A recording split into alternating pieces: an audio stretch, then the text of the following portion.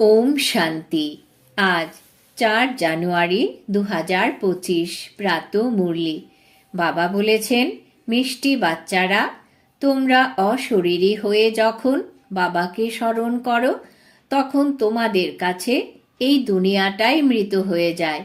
দেহ এবং দুনিয়াকে ভুলে যাও।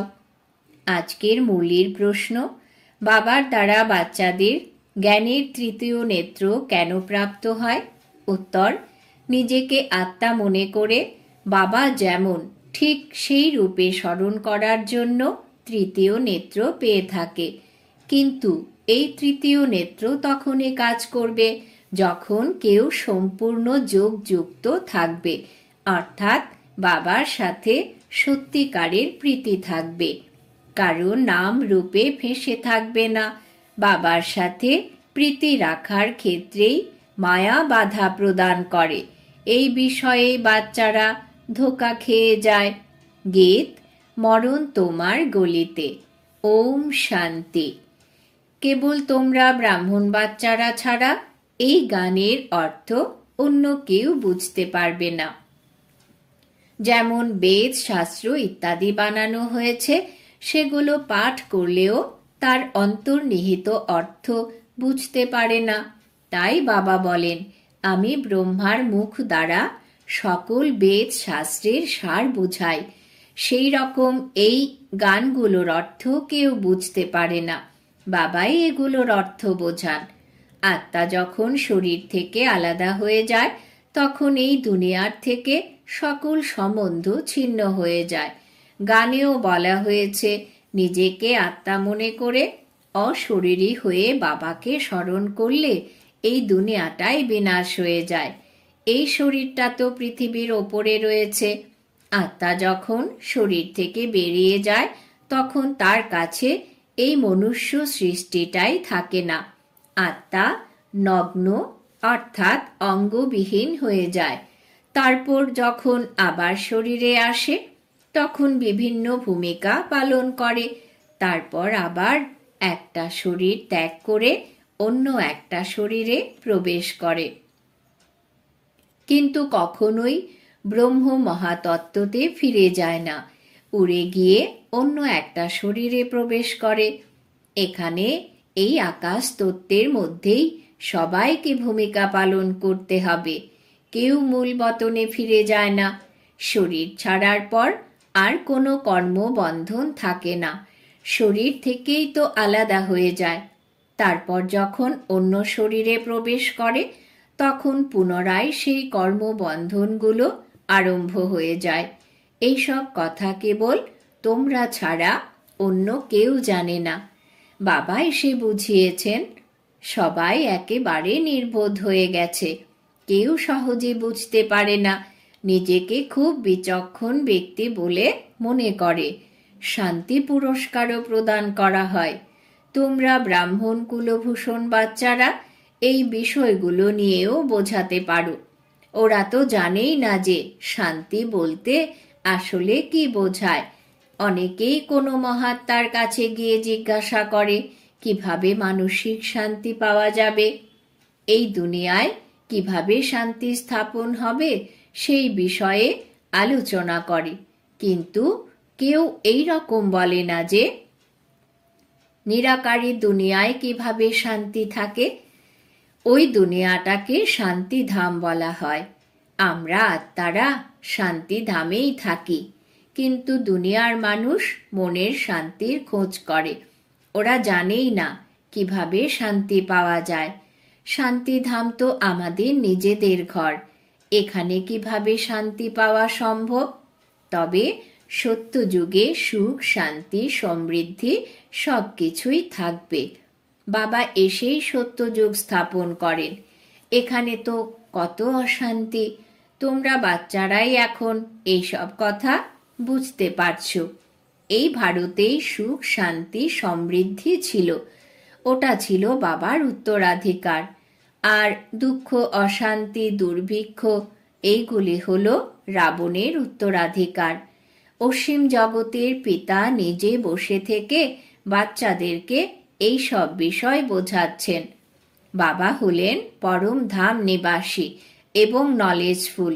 তিনি আমাদেরকে সুখধামের উত্তরাধিকার দেন। আমাদের মতো আত্মাদেরকে তিনি বোঝাচ্ছেন, এটা তো তোমরা জানো যে আত্মার মধ্যেই জ্ঞান থাকে, তাকেই জ্ঞানের সাগর বলা হয়। ওই জ্ঞানের সাগর এই শরীরের দ্বারা ওয়ার্ল্ডের হিস্ট্রি, জিওগ্রাফি বোঝাচ্ছেন। এই দুনিয়ায় তো একটা জিনিস, একটা নির্দিষ্ট আয়ু থাকা উচিত। দুনিয়া তো একটাই। এটাকেই পুরাতন দুনিয়া আর নতুন দুনিয়া বলা হয়। এগুলো দুনিয়ার মানুষ জানে না। নিউ ওয়ার্ল্ড থেকে ওল্ড ওয়ার্ল্ড হতে কত বছর সময় লাগে। তোমরা বাচ্চারা জানো যে কলিযুগের পর সত্যযুগ তো অবশ্যই আসবে। তাই কলি এবং সত্যের সঙ্গমেই বাবাকে আসতে হয়। এটাও তোমরা বাচ্চারা জানো যে পরমপিতা পরমাত্মা ব্রহ্মার দ্বারা নতুন দুনিয়া স্থাপন করেন, শঙ্করের দ্বারা পুরাতন দুনিয়ার বিনাশ করেন। ত্রিমূর্তির অর্থই হল স্থাপন, পালন এবং বিনাশ। এগুলো তো খুবই সাধারণ কথা, কিন্তু তোমরা বাচ্চারা এই কথাগুলো ভুলে যাও। না হলে তো তোমাদের মধ্যে অনেক খুশি থাকা উচিত। নিরন্তর বাবার স্মরণেই থাকা উচিত। বাবা এখন আমাদেরকে নতুন দুনিয়ার যোগ্য বানাচ্ছেন। তোমরা ভারতবাসীরাই মালিক হও, অন্য কেউ হয় না। তবে যারা অন্যান্য ধর্মে কনভার্ট হয়ে গেছে ওরা ফিরে আসবে। তারপর যেভাবে ওই ধর্মে কনভার্ট হয়ে গিয়েছিল সেইভাবে আবার এই ধর্মে কনভার্ট হয়ে যাবে। তোমাদের বুদ্ধিতে এখন এই সকল জ্ঞান রয়েছে। মানুষদেরকে বোঝাতে হবে এবার এই পুরাতন দুনিয়ার পরিবর্তন হবে। মহাভারতের লড়াই অবশ্যই লাগবে। এই সময়েই বাবা এসে রাজযোগ শেখান। যারা এই রাজযোগের শিক্ষা অর্জন করে তারা নতুন দুনিয়ায় যাবে। তোমরা সবাইকে বোঝাও যে সকলের ওপরে রয়েছেন ভগবান, তারপরে রয়েছেন ব্রহ্মা, বিষ্ণু, শঙ্কর, তারপরে এখানের মধ্যে মুখ্য হল জগৎ পিতা এবং জগৎ মাতা। বাবা তো ব্রহ্মার শরীরেই আসেন। প্রজাপিতা ব্রহ্মা তো এখানেই রয়েছেন। সূক্ষ্ম বতনে তো ব্রহ্মার দ্বারা স্থাপন, সূক্ষ্ম বতন তো ব্রহ্মার দ্বারা স্থাপন হবে না। ইনি ব্যক্ত থেকে অব্যক্ত হয়ে যান, তারপর বিষ্ণুর দুই রূপ ধারণ করেন। ওয়ার্ল্ডের হিস্ট্রি, জিওগ্রাফি তো অবশ্যই বুঝতে হবে। নিশ্চয়ই মানুষরাই বুঝবে। যিনি ওয়ার্ল্ডের মালিক তিনি ওয়ার্ল্ডের হিস্ট্রি, জিওগ্রাফি বোঝাতে পারবেন। তিনি হলেন নলেজফুল এবং কখনো পুনর্জন্ম নেন না। কারোর বুদ্ধিতেই এই জ্ঞান নেই। পরখ করার বুদ্ধিও থাকা উচিত। আদৌ কিছু বুঝেছে নাকি এমনি বসে আছে? নাড়ি দেখতে হবে। আজমল খাঁ নামে একজন খ্যাতনামা বৈদ্য ছিল। বলা হয় সে নাকি কাউকে দেখেই তার রোগ ধরে ফেলত। বাচ্চারা, তোমাদেরকেও বুঝতে হবে যে এই ব্যক্তি এই জ্ঞান ধারণ করার যোগ্য কিনা।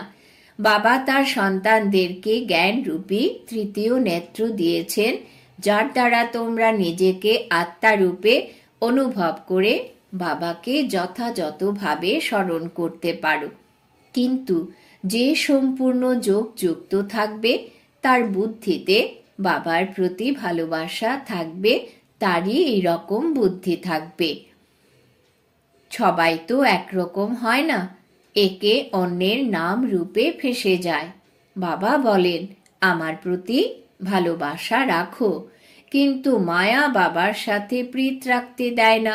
মায়া যখন দেখে যে আমার খদ্দের চলে যাচ্ছে তখন একেবারে নাক কান পাকড়ে ধরে। তারপর যখন ধোঁকা খায় তখন বুঝতে পারে যে মায়ার কাছে ধোঁকা খেয়েছি।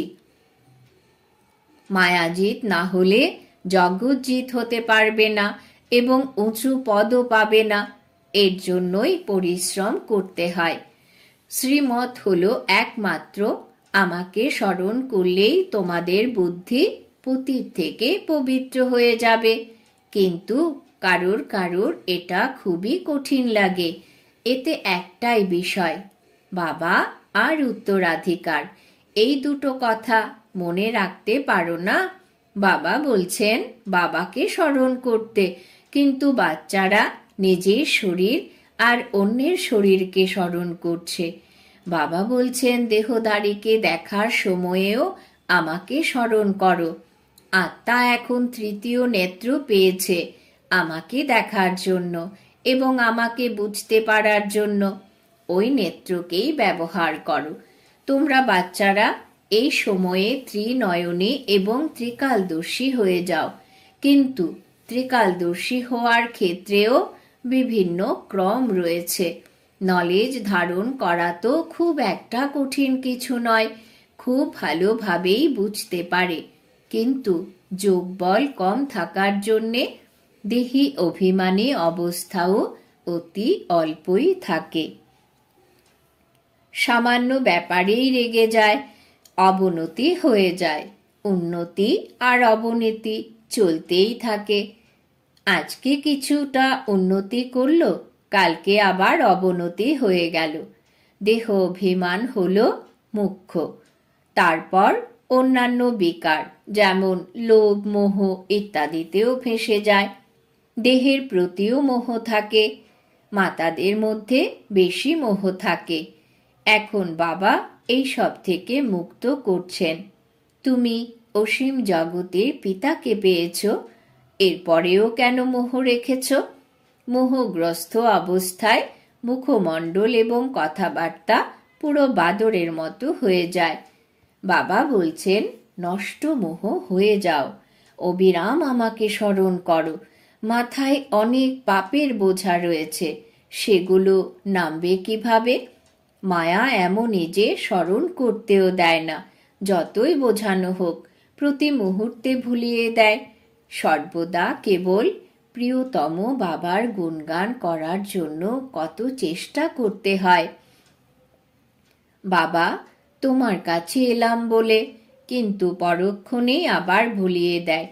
অন্যদিকে বুদ্ধি চলে যায়। হয়তো ইনিই প্রথম হবেন, কিন্তু এখন তো ইনিও পুরুষার্থী। বাচ্চাদের বুদ্ধিতে থাকা উচিত যে আমরা হলাম ঈশ্বরীয় শিক্ষার্থী। গীতাতে রয়েছে, ভগবান উবাচ হলো, আমি তোমাদেরকে রাজাদের রাজা বানিয়ে দিই। কেবল শিবের পরিবর্তে কৃষ্ণের নাম দিয়ে দিয়েছে। বাস্তবে তো গোটা দুনিয়ায় শিব বাবার জন্মদিন পালন করা উচিত। শিব বাবা সবাইকে দুঃখ থেকে মুক্ত করে গাইড হয়ে নিয়ে যান। এটা তো সকলেই মানে যে তিনি হলেন গাইড এবং মুক্তিদাতা। তিনি সকলের পিতা, পতিত পাবন। তিনি শান্তিধাম এবং সুখধামে নিয়ে যান। তাহলে তার জন্মদিন কেন পালিত হবে না? ভারতবাসীরাও পালন করে না, সেই জন্যই ওদের এত অধোগতি হয়েছে। এই অধোগতির ফলে কত মৃত্যুও হচ্ছে। ওরা তো এমন সব বোমা তৈরি করে যার গ্যাসের দ্বারাই সবাই শেষ হয়ে যায়, যেন সবার ক্লোরোফর্ম লেগে গেছে। এই সব তো ওরা অবশ্যই বানাবে, বন্ধ হওয়া অসম্ভব। আগের কল্পে যা যা হয়েছিল সব কিছুই রিপিট হবে। এইসব মুসল এবং প্রাকৃতিক বিপর্যয়ের দ্বারা পুরাতন দুনিয়ার বিনাশ হয়েছিল, সেটাই আবার রিপিট হবে। বিনাশের সময়ে ড্রামার প্ল্যান অনুসারে সব কিছুই ঘটতে থাকবে। ড্রামা অনুসারে বিনাশ অবশ্যই হবে। এখানেই রক্তের নদী বইবে। গৃহযুদ্ধতে একে অপরকে মারতে থাকবে। তোমাদের মধ্যেও খুব কম জনই জানে যে এই দুনিয়ার এখন পরিবর্তন হচ্ছে। এখন আমরা সুখধামে যাব। সুতরাং সর্বদা জ্ঞানের অতীন্দ্রিয় সুখে থাকতে হবে। যত বেশি স্মরণ করবে তত সুখের পরিমাণ বাড়বে। এই পতিত শরীরের ওপর থেকে মোহ চলে যাবে। বাবা তো কেবল বলছেন বাবাকে স্মরণ করলেই বাদশাহীর উত্তরাধিকার তোমার। 1 সেকেন্ডের মধ্যে বাদশাহী প্রাপ্ত হয়ে যায়। বাদশার সন্তান হওয়ার অর্থ সেই সন্তানও বাদশাহ হয়ে গেল, তাই না? বাবা বলছেন, তাই আমাকে এবং চক্রকে স্মরণ করতে থাকলে চক্রবর্তী মহারাজা হয়ে যাবে। তাই 1 সেকেন্ডে জীবন মুক্তি কিংবা 1 সেকেন্ডে ফকির থেকে প্রিন্স হওয়ার গায়ন রয়েছে। কত দারুণ ব্যাপার! কিন্তু শ্রীমত অনুসারে ঠিকঠাক চলতে হবে, প্রতি পদক্ষেপে মতামত নিতে হবে। বাবা বোঝাচ্ছেন, মিষ্টি বাচ্চারা, ট্রাস্টি হয়ে জীবন যাপন করলে আমিত্বভাব ঘুচে যাবে। কিন্তু এই ট্রাস্টি হয়ে থাকা মুখের কথা নয়, ইনি নিজেও ট্রাস্টি হয়েছেন এবং বাচ্চাদেরকেও ট্রাস্টি বানাচ্ছেন। ইনি কি কখনো কিছু গ্রহণ করেন? তোমাদেরকেই ট্রাস্টি হয়ে সামলাতে বলেন। ট্রাস্টি হয়ে থাকলে আমিত্ব ভাব নষ্ট হয়ে যাবে। মানুষ তো এমনিতেই বলে যে সব ঈশ্বর, সব কিছুই ঈশ্বরের দান। মানুষ তো এমনিতেও বলে যে সব কিছুই ঈশ্বরের দান। কিন্তু যখন একটু লোকসান হয়ে যায় কিংবা কারুর মৃত্যু হয়ে যায়, তখন তাদের শরীর খারাপ হয়ে যায়। যখন প্রাপ্তি হয় তখন খুশি হয়, কিন্তু মুখে যখন ঈশ্বরের দান বলে, তাহলে মৃত্যু হলে এত কান্নাকাটি করার কি দরকার? কিন্তু মায়াও কম শক্তিশালী নয়, তাই ওই রকম হওয়া মুখের কথা নয়। এখন বাবা বলছেন, তোমরা আমাকে এই পতিত দুনিয়াতে আহ্বান করেছ। তোমরা বলেছ, আমরা আর এই পতিত দুনিয়ায় থাকতে চাই না, আমাদেরকে তোমার সাথে পবিত্র দুনিয়ায় নিয়ে চলো। কিন্তু মানুষ এই সব কথার অর্থ বোঝে না। পতিত পাবন যখন আসবেন, তখন অবশ্যই এই শরীরের বিনাশ হবে। তাহলেই তো তিনি আত্মাদেরকে সাথে করে নিয়ে যেতে পারবেন। তাই বুদ্ধিতে এই রকম বাবার প্রতি ভালোবাসা থাকা উচিত। একজনকেই ভালোবাসতে হবে, তাকেই স্মরণ করতে হবে। মায়াবী বাধা বিঘ্ন তো আসবেই, কিন্তু কর্মেন্দ্রিয় দ্বারা কোনো রকমের বিকর্ম যেন না হয়, তাহলেই সেটা নিয়ম বিরুদ্ধ কাজ হয়ে যাবে। বাবা বলছেন, আমি এসে এই শরীরটাকে আধার করি। এটা আসলে এনার শরীর। তোমাদেরকে তো বাবাকে স্মরণ করতে হবে। তোমরা জানো যে ব্রহ্মা বাবাও বাবা, শিব বাবাও বাবা। বিষ্ণু এবং শঙ্করকে তো বাবা বলা হয় না। শিব বাবা হলেন নিরাকার পিতা আর ব্রহ্মা বাবা হলেন সাকার পিতা। এখন তোমরা সাকার পিতার মাধ্যমে নিরাকার পিতার কাছ থেকে উত্তরাধিকার প্রাপ্ত করছো। এনার মধ্যে ঠাকুর দাদা এসে প্রবেশ করেন। তাই বলা হয়, আমরা বাবার মাধ্যমে ঠাকুর দাদার উত্তরাধিকার প্রাপ্ত করছি। ঠাকুর দাদা হলেন নিরাকার আর বাবা হলেন সাকার। এগুলো অত্যন্ত ওয়ান্ডারফুল এবং নূতন কথা। হয়তো ওরাও ত্রিমূর্তির ছবি দেখায়, কিন্তু কিছুই বোঝে না। শিব বাবাকেই ছবি থেকে বাদ দিয়ে দিয়েছে। বাবা কত ভালো ভালো কথা বোঝাচ্ছেন। নিজেকে স্টুডেন্ট মনে করে সর্বদা খুশিতে থাকতে হবে। বাবা হলেন আমাদের বাবা, শিক্ষক এবং সদ্গুরু। এখন তোমরা অসীম জগতের পিতার কাছ থেকে ওয়ার্ল্ডের হিস্ট্রি, জিওগ্রাফি শুনছ। এরপর তোমরা আবার অন্যদেরকে শোনাবে। এই চক্র মোট 5000 বছরের। কলেজে স্টুডেন্টদেরকেও ওয়ার্ল্ডের হিস্ট্রি, জিওগ্রাফি বোঝাতে হবে। 84 জন্মের সিঁড়ি কি, ভারতের উন্নতি এবং অবনতি কিভাবে হয়, এই সব বোঝাতে হবে। 1 সেকেন্ডে ভারত স্বর্গে পরিণত হয় এবং তারপর 84 জন্মের পরে নরক হয়ে যায়। এই কথাগুলো খুব সহজেই বোঝা যায়। টিচারদেরকেও বোঝাতে হবে। ভারত কিভাবে স্বর্ণযুগ থেকে লৌহযুগে এসেছে। ওটা হলো শারীরিক শিক্ষা, আর এটা হলো আত্মিক শিক্ষা। ওই শিক্ষা কোনো মানুষ দিয়ে থাকে, আর এই শিক্ষা স্বয়ং গডফাদার দেন। তিনি হলেন মনুষ্য সৃষ্টির বীজ রূপ। তাই তার কাছে মনুষ্য সৃষ্টির জ্ঞান অবশ্যই থাকবে। আচ্ছা, মিষ্টি মিষ্টি হারানিধি বাচ্চাদের প্রতি মাতা পিতা বাপ দাদার স্মরণের স্নেহ সুমন আর সুপ্রভাত। আত্মাদের পিতা তার আত্মারূপী বাচ্চাদেরকে জানাচ্ছেন নমস্কার।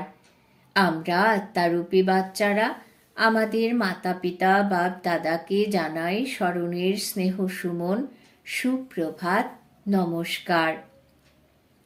ধারণার জন্যে মুখ্য সার: 1. এই পতিত শরীরের প্রতি একটুও মোহ না রেখে জ্ঞানের অতীন্দ্রিয় সুখে থাকতে হবে। বুদ্ধিতে যেন থাকে যে এই দুনিয়া এখন পরিবর্তিত হচ্ছে, আমরা এবার সুখ ধামে যাব। 2. ট্রাস্টি হয়ে সব কিছু সামলে আসক্তিকে দূর করতে হবে। কেবল বাবার সাথে সত্যিকারের প্রীতি রাখতে হবে। কর্মেন্দ্রিয়ের দ্বারা যেন কোনো বিকর্ম না হয়। বরদান: বাবা আজ বরদান দিয়েছেন, ব্রহ্মা বাবা সম শ্রেষ্ঠর থেকেও শ্রেষ্ঠ চিত্র অঙ্কনকারী পরোপকারী ভব। ব্রহ্মা বাবা সম শ্রেষ্ঠর থেকেও শ্রেষ্ঠ চিত্র অঙ্কনকারী পরোপকারী ভব। ব্যাখ্যা: শ্রেষ্ঠ স্মৃতি আর শ্রেষ্ঠ কর্মের দ্বারা ভাগ্যের চিত্র তো সকল বাচ্চারাই বানিয়েছ। এখন কেবল লাস্ট টাচিং হলো সম্পূর্ণতার বা ব্রহ্মা বাবার সমান শ্রেষ্ঠর থেকেও শ্রেষ্ঠ হওয়ার। এর জন্য পরোপকারী হও, অর্থাৎ স্বার্থভাব থেকে সদা মুক্ত থাকো। সকল পরিস্থিতিতে, সকল কার্যে, সংগঠনে সকল সহযোগীর যত নিঃস্বার্থ ভাব থাকবে ততই পরোপকারী হতে পারবে। সর্বদা নিজেকে ভরপুর অনুভব করবে, সর্বদা প্রাপ্তি স্বরূপের স্থিতিতে স্থির থাকবে, নিজের জন্য কোনো কিছু স্বীকার করবে না। স্লোগান: সর্বস্ব ত্যাগী হলে তবেই সরলতা বা সহনশীলতার গুণ আসবে। সর্বস্ব ত্যাগী হলে তবেই সরলতা বা সহনশীলতার গুণ আসবে।